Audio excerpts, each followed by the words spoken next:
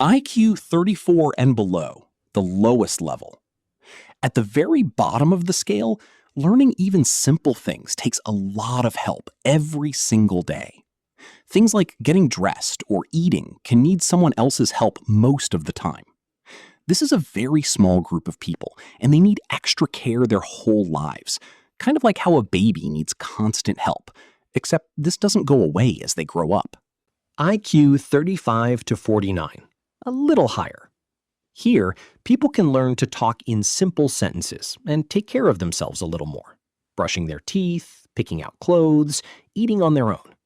But school subjects like math or reading are really, really hard for them, and they need someone helping and teaching them the same thing over and over before it sticks. IQ 50 to 69, still below average, but more independent. This is the biggest group in the lower range.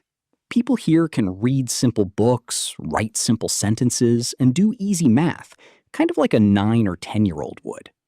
Some grow up and get jobs, like stacking shelves at a store or helping in a kitchen, jobs where you do the same steps every day.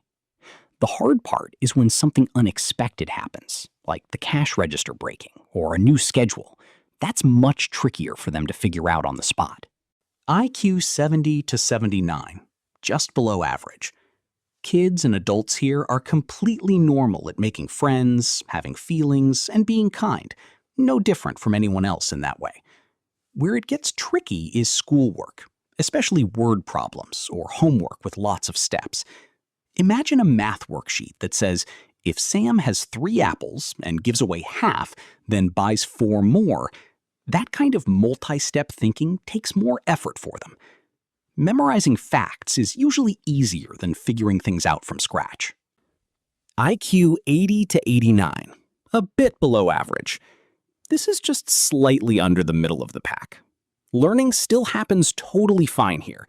It just might take more practice, like needing to read a chapter twice instead of once to really get it. Hard subjects like advanced math or big, complicated science ideas can feel like climbing a steep hill. But tons of people at this level grow up happy, get good jobs, and do great in life, because being smart at school isn't the only thing that matters. IQ 90 to 109, right in the middle, average. This is where most people are. Probably most of your friends, your teachers, maybe even you. Learning happens at a normal, comfortable speed. You can handle both simple stuff and some harder ideas just fine. Here's something cool though. 2 kids can have the exact same IQ and turn out totally different, because things like practicing hard, having good habits, and never giving up matter just as much as raw brain power, maybe even more. IQ 110 to 119, a little above average. Now we're talking about roughly 1 out of every 6 or 7 people, kind of like 4 or 5 kids in a full classroom of 30. Learning happens faster here. If you show them something once, they usually get it without needing it repeated a bunch of times. These are often the kids who become team captains, class leaders, or later grow up to run departments at work. Not because they're geniuses, but because they're good at juggling a few things in their head at once.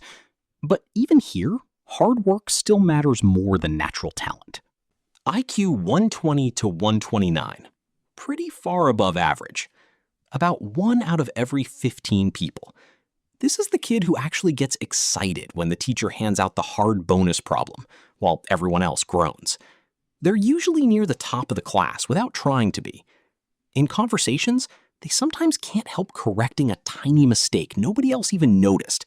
Not to be annoying, just because their brain really wants things to be exactly right. IQ 130 to 144, really far above average. Only about 2 out of every 100 people. This is where things get really deep. Not just solving a hard puzzle, but figuring out why the puzzle works the way it does. Like taking it apart to see the gears inside. These are the kinds of people who grow up to become scientists, inventors, or engineers. But here's the catch. Regular conversations and small talk can feel kind of boring or slow to them. Like watching a movie in slow motion. That can make it lonely sometimes, even in a room full of people. IQ 145 and above, the very top. This is super rare. Only about 1 or 2 people out of every 1,000.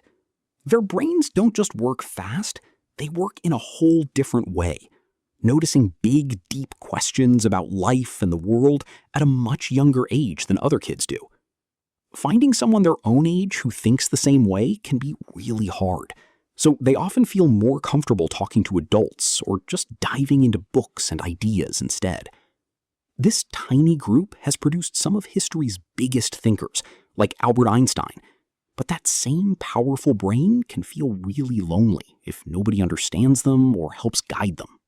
And that's the whole scale, from top to bottom. But here's the coolest part. This list isn't like a height chart where you're stuck exactly where you started. Kids move up this list all the time, just by practicing more, asking more questions, and never giving up when something feels hard.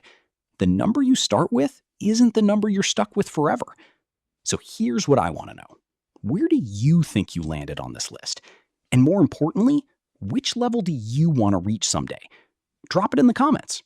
I really do read every single one, and I might even feature your comment in the next video. And if this video helped you understand IQ a little better, do me a favor and smash that subscribe button. That way you won't miss the next one. And trust me, it's going to be even wilder than this one. See you there.